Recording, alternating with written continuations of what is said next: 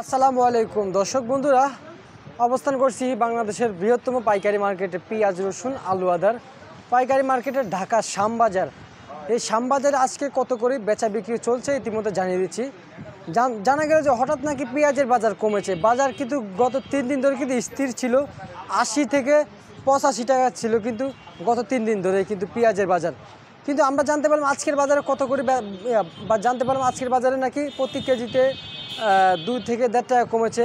আজকে জানিয়ে দিবে এই সমস্ত পেঁয়াজের দাম কত করে যাচ্ছে আজকের বাজারে, অথবা বাজারে কেমন আমদানি হয়েছে। বাজারে কিন্তু ব্যাপক আমদানি রয়েছে বর্তমানে পেঁয়াজের বাজারে। পাবনার পেঁয়াজ, ফরিদপুরের পেঁয়াজ আর রাজশাহীর পেঁয়াজের বিষয় কিন্তু আজকে একটু কথা বলে জানিয়ে দিব আজকের বাজারে পেঁয়াজ রসুন কত করে বেচা বিক্রি হচ্ছে। দর্শক বন্ধুরা ইতিমধ্যে আমরা কিন্তু জানতে পেরেছি পাবনার পেঁয়াজ নাকি আজকের বাজার 82 টাকা উপরে বেচা বিক্রি হয়েছে পাবনার পেঁয়াজ।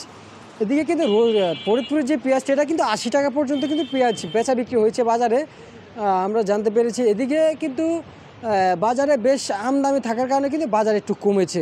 হাটে আজকে বাজার কিন্তু 3200 টাকা পর্যন্ত কিন্তু উপরে কিন্তু বাজারে বেচা বিক্রি হয়েছে।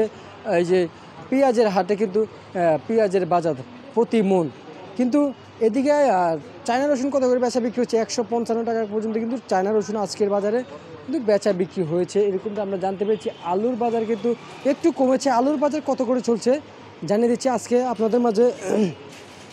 আজকের বাজারে কিন্তু আলু বাজারে বেচা বিক্রি হয়েছে 48 টাকা পর্যন্ত কিন্তু আলু বেচা বিক্রি হয়েছে। দর্শক বন্ধুরা, এই ছিল আমার আজকের সর্বশেষ তথ্যগুলো কিন্তু ইতিমধ্যে আপনাদের মাঝে দর্শক জানিয়ে দিলাম। পরবর্তী ভিডিওর জন্য অবশ্যই সবাই সঙ্গে থাকবেন। আর সবাইকে জানাচ্ছি আসসালামু আলাইকুম।